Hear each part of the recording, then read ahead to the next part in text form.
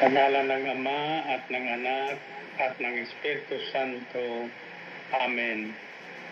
Banal na Diyos at mapagpalang Ama na may gawa ng langit at lupa, lahat ng aming nakikita at di nakikita, Diyos ni Abraham, Isaac at Jacob, Diyos na mahabagin, Diyos na matulungin sa lahat ng panahon.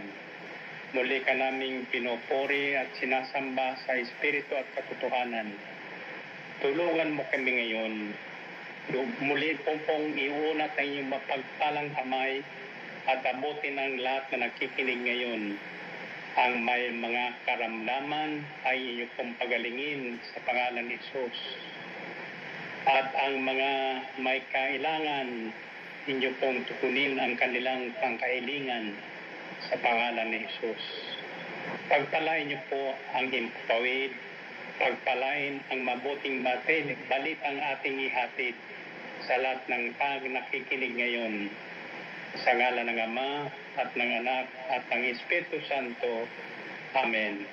Purihin ang Panginoon.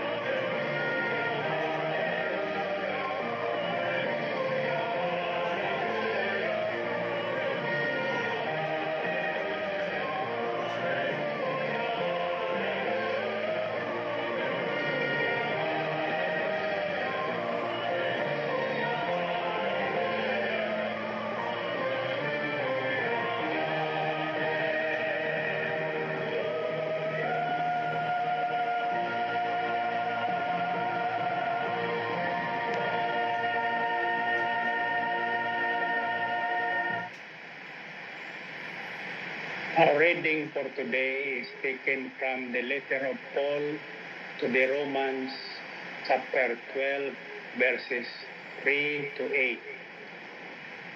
For by the grace of God given me, I say to every one of you, do not think yourself more highly than you ought, but rather think of yourself with sober judgment in accordance with the measure of faith God has given you.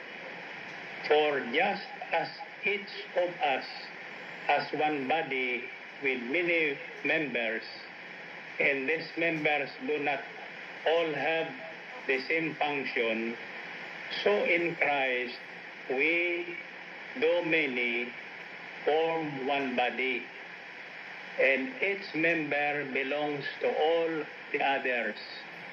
We have different gifts according to the grace given to each one of us.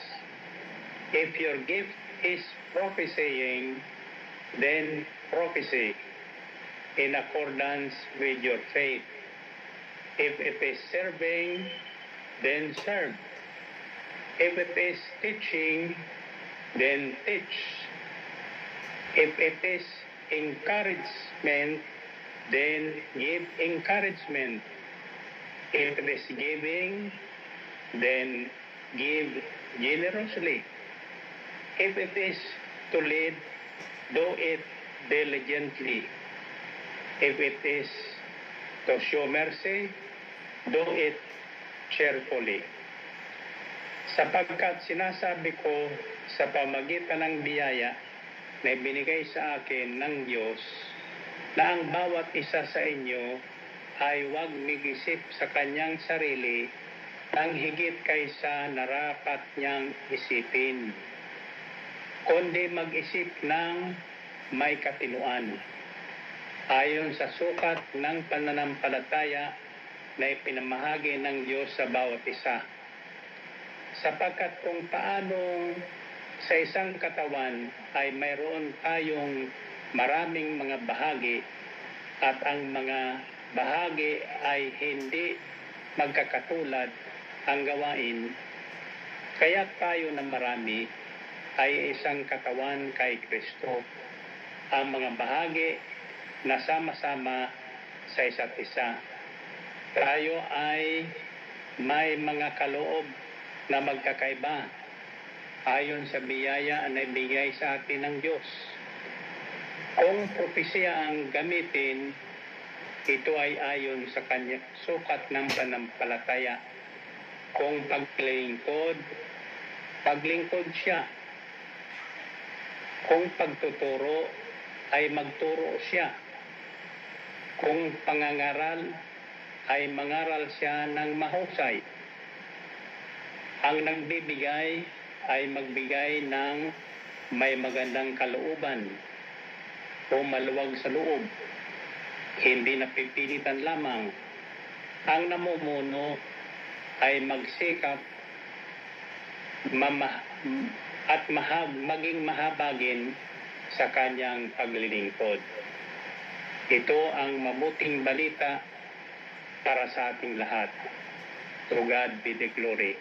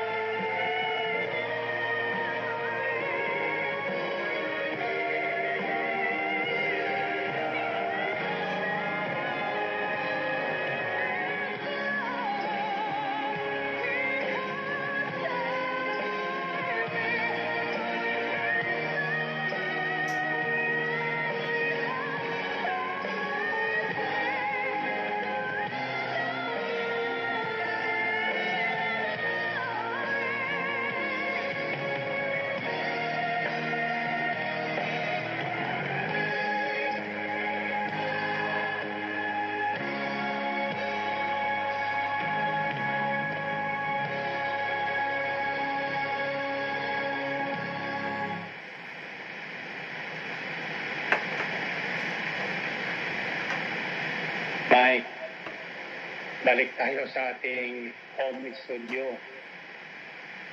And by the way, bago tayo magpatuloy, ibig kong pasalamatan ang ating nasa pamahalaan sapagkat pinayagan tayo muli na mag-tipon-tipon sa malaking gawain ngayong Sabado, July 25. Same place, same time. Kung hindi kayo nakadalo nung nakaraang Sabado, sikapin nyo makadalik tayo. Just follow government protocols para wala silang masasabi sa atin. Lagi kong sinasabi sa inyong lahat, ang taong masunurin ay laging pagpapalain. Bago tayo magpatuloy, may naalala kong kwento. Gusto niyo ng kwento? Noong, I think, late 1900, mga 1998, may isang pamilyang lumapit sa akin sa Moksolo. Sila ay nagagaling pa sa Isabela, Cagayan. Isabela. Tuwing Biyernes, bumababa sila, buong pamilya, para lang mag-attend sa malaking gawain sa Luneta. Kasama nila ang tatay nilang 98 years old na, pero malakas pa. Ang sabi ko sa kanya, Dad, anong kailangan mo? Ang sabi niya, ibig kong magpa-pre-over sa'yo. Ilang taon ka na? Ang sabi niya, 98 na. Kako, ayos na yan. 98 na pa. Anong kailangan mo? Umaba pa ang buhay ko. Kako, bakit? Kasi ang mga anak kong dalaga, mga wala pang asawa. Bago ko mamatay, kailangan ko silang makitang magkasawa. Sabi ng mga anak niyang 3 dalaga, matatandang dalaga. Sabi nila, kaya kami hindi mag-asawa. Ayaw naming mataya ang tatay namin. Ano kaya yun? No? Ano kaya?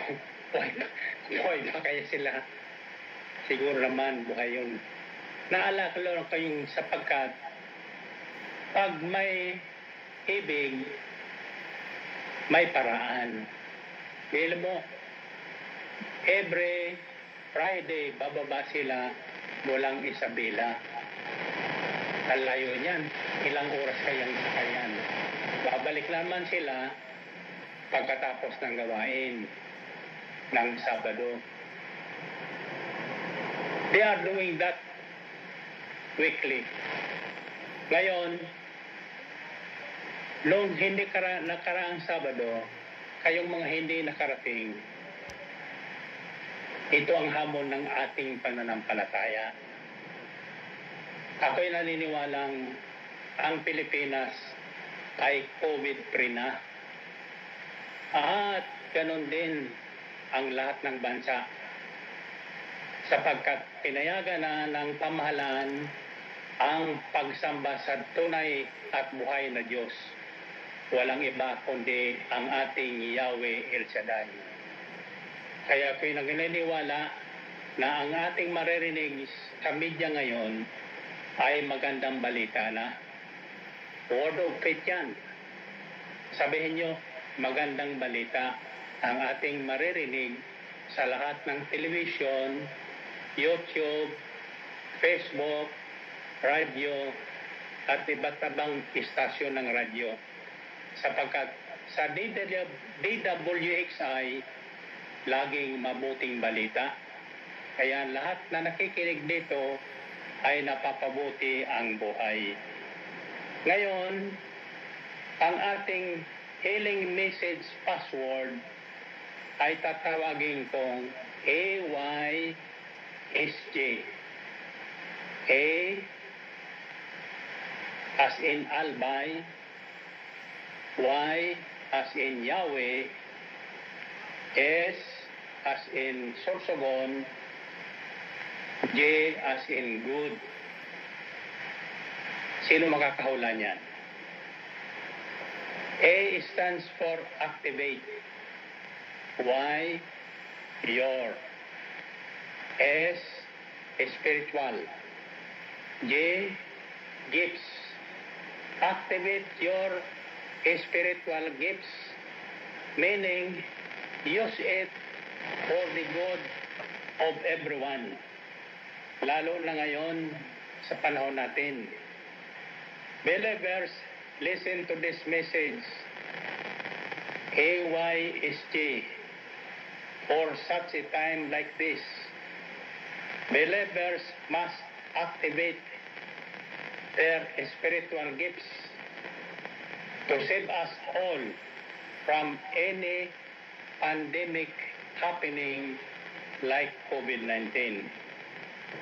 According to 1 Corinthians chapter 12 verses 8 to 10, to one there is given through the Spirit a message of wisdom, to another a message of knowledge by means of the same Spirit, to another faith by the same Spirit, to another gifts of healing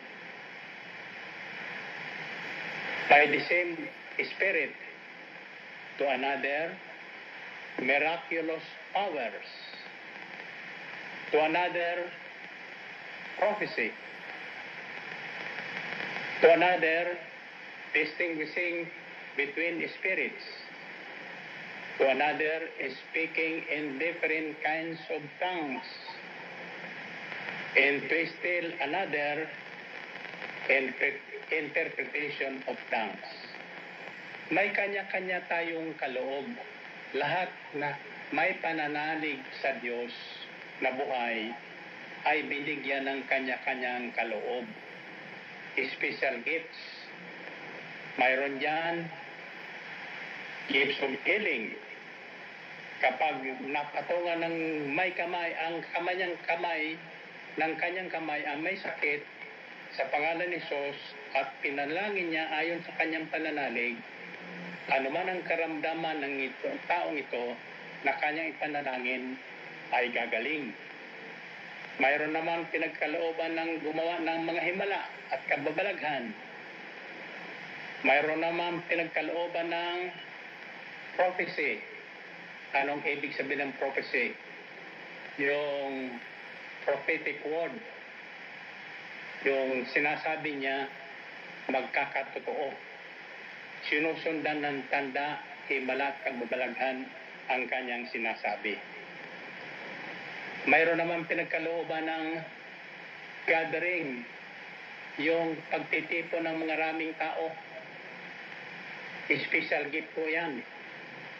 Yan po ay pinagkaloob sa El Shaddai, DWXI, Prayer Partners, Fellowship International.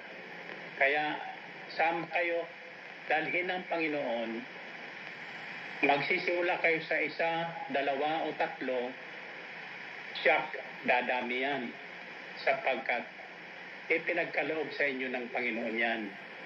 Kaya lang, pag hindi natin ginamit ang mga kaloob na yan, babawiin sa atin ng Panginoon.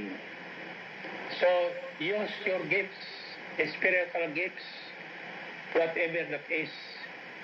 If your gift is singing, then practice it. Sing with all your heart, with all your strength, with the joy in your heart. If your gift is playing guitar, kapag humawak ka ng gitara at iyang ay para sa Panginoon, ang makikinig ng awiting tutugtugin mo ay gagaling. Sa pakikinig lang, gagaling. Ang mga awiting na pinaririnig ko sa inyo, mga awiting inspired songs yan. Kapag narinig nyo, lalakas ang inyong loob, lalakas ang inyong pag-asa, at gagaling kayo kung mayroon kayong karamdaman. Now the question is, apply AYSG? Paano nyo i-activate ang inyong spiritual gifts? Ang mga kaloob niyan. Bibigyan ko kayo ng 8. Ito ba yung nakaraan ng mga aral natin? The first is, activate your DNBA. Anong ibig sabihin ng DNBA? Huwag niyong kakalimutan ng ating mga password sapagkat iyan po ay knowledge na bigay sa atin ng Panginoon. Divine wisdom na bigay sa atin ng Panginoon para magamit natin sa araw ng oras ng ating pangailangan. DNBA means do not be afraid. Sapagkat maraming binigyan ng kaloob ng Panginoon, hindi nila magamit, hindi nila masubukan, sapagkat natatakot silang mapahiya, natatakot silang walang mangyari sa kanilang ginagawa. So, inutos ng Diyos, do not be afraid. Huwag tayo matatakot, sapagkat kapag tayo natakot, ang resulta niyan, paralysis. Kaya sa takot ng COVID, na-paralyze na ang ating ekonomiya, na-paralyze na ang lahat. Hindi na alam gagawin, naka-quarantine na lahat. Quarantine ang naisip nila. Ano mangyayari sa atin sa quarantine ng quarantine? Lalo tayo manghihina yan. Kailangan natin ay i-activate natin ang sinasabi ng Diyos, do not be afraid. Huwag kayong matakot.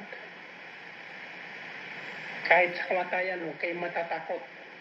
Sapagkat may namamatay na tao na wala naman sakit. Mayroon naman nabubuhay pa, ang dami-daming sakit. Tingnan ba yung kinakapete ng COVID, nagpapasakit sa COVID. Maraming gumagaling. Wala namang gamot silang binibigay. Bakit? Ang panglaban diyan ay marinig niyo sa susunod.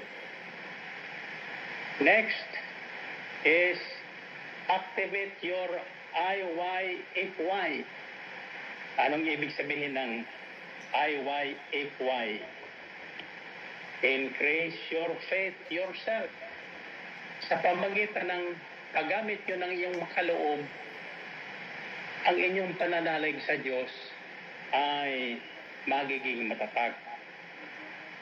Third, activate your DISP. Anong DISP? Yan mayroon tayo. Sabi ng mga panauhin natin yung Sabado, kaya pala hindi kinakapitan ng COVID ang mga taga-Elsaday. Mayroon silang Divine Immune System Provision. Kaya lahat kayong nakikinig ngayon, inanyayahan ko, dumala kayo sa Sabado. Pakita nyo, palalakisin ng Panginoon, higit sa lahat, ang inyong Divine Immune System Provision. Sapagkat nang sumpain ng Diyos ang lupa, kasama na doon ang katawan ng tao, sapagkat galing sa lupa ang ating katawan. Kaya ang mga virus na yan, nandyan na yan. Nagiging active lang, nagiging cancer, nagiging pulmon, etc. kapag ang ating immune system ay manghina. Ano ang nakapanghihina sa immune system? Pagkain na hindi tama, kulang sa tubig. Sa halip na painumin ng tubig ang tao, puro hugas lang. Hugas ng kamay. Hugas ng kamay. Palakasin nyo ang immune system ng tao sa pamagitan ng wastong pagkain at wastong inumin ng tubig. Yung mga soft drinks, hindi po yung substitute sa tubig. kailangan ng katawan natin ay tubig para lumakas ang ating immune system. So activate your DISP so that DISP is a gift, spiritual gift. Ang mga binabahagi ko sa inyo ay mga spiritual gift yan na aking nasumpungan sa panahon ng COVID. Sapagkat ang ginagawa ko habang ako'y nasa bahay, nagninilay, nakikinig sa sasabihin ng Espiritu Santo para mayroon ibahagi sa iba. Hindi ako nakikinig ng mga balita sa Facebook, sa YouTube, sa radyo at television, maliban sa DWXI. Kaya lahat na broadcast yan sa DWXI, alam ko kung anong sinabi nila, alam ko kung sino sila, sapagkat nakatutok ako sa himpila ng DWXI, ang himpila ng mabuting balita, ang himpilang pinagpapala ang lahat na nakatutok dito sa himpilang ito. So activate your DISP. Fourth, activate your CTCG. Anong CTCG?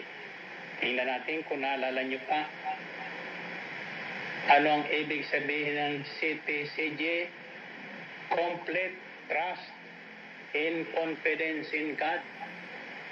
May kaloob kayo. Magtiwala kayo sa Diyos.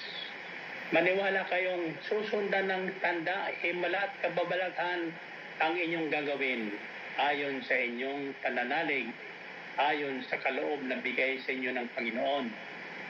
Ako, hindi ko alam ang kaloob sa akin ng Panginoon maliban na ako ay mag-broadcast ng Ebanghelyo sa DWXI.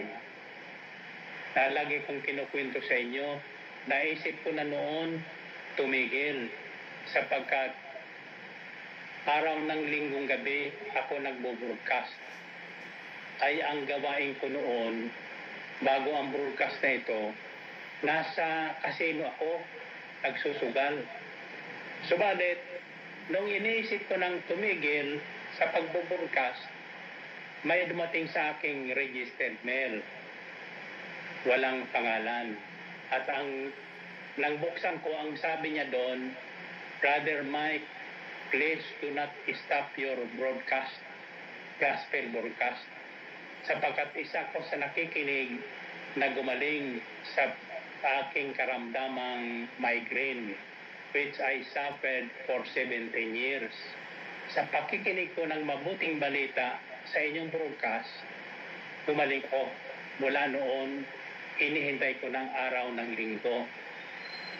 Kinasasabikan ko na ang oras na yon ng inyong gospel broadcast. At may kalakip ang 100 piso. Ang sabi niya, ito ang aking offering para lang matulungan ka sa inyong broadcast. And with that 100 peso, itong gawain ito ay isinilang ng Panginoon. Hindi ko gawain ito. Gawain ito ng Diyos. Sapagkat kung gawain ito na Brother Mike, sumpungin din ako. Matagal ko nang isanar ito sapagkat ayaw kong may namiminta sa akin. Alam ko naman na hindi lahat na nakikinig ay nakakagusto. Lalo kang tinatamaan ng mensahe, nagagalit sa akin. Pero hindi. Alam kong ang galit ngayon, magiging kaibigan ko at magiging tagapagpahayag ng mabuting balita tungkol kay Kristo. Complete trust and confidence in God. Sapagkat ang ginagawa naman natin ay hindi para sa atin, kundi sa kabubuti ng ating kapwa at sa ikaluluwalhati ng ating Diyos na buhay. Walang iba, si Yahweh El Shaddai. Ang El Shaddai is found in Genesis chapter 17, verse 1. Yan ang pangalang ipinakilala ng Diyos kay Abraham sa kanyang lingkod na si Abraham. When Abraham was 99 years old, God appeared to him and said, I am El Shaddai. Ibig sabihin, God Almighty, ang Diyos na makapangyarihan. Ibibigay ko sa iyo ang pangako ko na sinabi ko niyo sa iyo 25 years ago. At nagkaanak ka si Abraham. Abraham believed God and it was credited to him as righteousness. Kaya naging matuwid na tao si Abraham sa pamagitan ng kanyang pananalig sa Diyos. Huwag yung sasabihin, makasalanan ako, hindi ako tatanggapin ng Diyos. Hindi. Lahat ng makasalanan ay tinatawag ng Panginoon. Ang sabi niya, hali kayo, mga tuwirang kayo sa akin. Gaano mang karumi ang inyong kasalanan, lilinisin kong yan ng malinis na malinis. Kaya lumapit kayo, kayo mga makasalanan. Itong mabuting baliting ito na ating naririnig ay para sa lahat. Divine invitation. The next is activate your IYPP. Anong ibig sabihin ng RYPP? Renew your prayer power. Manalangin ka. May kaloob na hindi umalis ng bahay, pero pag nanalangin, lahat na pinapanalangin niya ay nagkakatotoo, natutulungan ng Diyos. So, kanya-kanya tayong kaloob. Kung paglilingkod, maglingkod ka na maayos. Sundin mo ang patakaran ng gawain. Activate your RYPP. Renew your prayer power. Lahat tayo niyan mayroon. Lahat naman ng palataya ay binigyan ng Panginoon ng kapangyarihang manalangin sa Kanya. Kapag tayo ay hindi nag-alinlangan, lahat ng ating panalangin ay tsak yun. Tutugunin ng Panginoon. 6. Activate your MYFB. Ano yun? MYFB. Nakalimutan nyo na, no? Make your faith visible. Kagaya ng mga nagdala ng may lumpo sa Panginoong Hesukristo, ginawa nilang lahat para mailapit lang ang Panginoon, ang lumpo sa Panginoon para makalakad hanggang sa binutas nila ang bubungan ng bahay na kung saan naroon si Jesus sa dami ng tao. Kaya when Jesus saw their faith, ang sinabi niya sa lumpo, your sins are forgiven. Make your faith visible. Dumala kayo sa Sabado sa ating malaking gawain. Kahit kayo nasa malayo ngayon, maghanda na kayo. Siyak yun. Makikita ng Panginoon ang inyong pananampalataya at anumang hilingin nyo, siyak darating sa inyo. Pauna pa nga sa inyo pag-uwi. Make your faith visible. 7. Activate your MYOA. Ano yun? MYOA. Sige nga, kung maalala nyo. MYOA means make your offering acceptable to God. Tulad ng offering ni Abel. Kinalugdan ng Panginoon sapagkat ang kanyang offering hindi basta nag-offer si Abel, kundi ayon sa kalooban ng Diyos ang kanyang offering. Natatandaan yung offering ng widow's mite na tinatawag. Yun ang napuna ng Panginoong Kristo. Alam nyo, sa tuling kayo ay maghuhulag ng offering sa treasure box, binabantayan, tinitingnan ng Panginoon yan. Kaya don't come to the fellowship without an offering. Yan ang isang utos ng Panginoon. Huwag kayong haharap sa akin na wala kayong dalang handog. Kaya sa banal na misa, may parte ng pag-aalay ng handog. Make your offering acceptable to God. And number 8, activate your FJFF. Ano yun? FJFF. Fight, the good fight of faith. Sabi ni San Pablo, fight the good fight of faith. This is the fight that I want to finish. It's a good fight. Because once you fight the good fight of faith, tsak yun, panalo ka. Tatanggap ka ng regalo sa Panginoon. Iyan ang ating mabuting balita ngayon. Activate your gifts. AYSJ. Activate your spiritual gifts. Mayroon kayo niyan. Subukan niyong gamitin yan. Makikita niyo. Pag yan ay galing sa Panginoon, susundan ng tanda, himala at kababalagan ang inyong gawain. Meanwhile, ulitin ko sa inyo, sa darating Sabado, magkikita muli tayo sa Amber City. Observe government protocols para tayo ay payagan tuwing Sabado hanggang sa ating anniversary ngayong August. Malapit na tayo pag-anniversary. Kung lulubin ng Panginoon, baka tayo sa Lunita, hindi tayo magkakasya sa Ambil. Tingnan natin. Bahala na. Meanwhile, taas ang inyong mga prayer request at lahat ang inyong daladalahan and listen to this song. Tayo manalangin. Panalangin natin ang suna ng ating Pangulo na mula sa kanyang bibig, normal na ang lalapitan ang mga tao. Bawal ang lumapit sa isa't isa.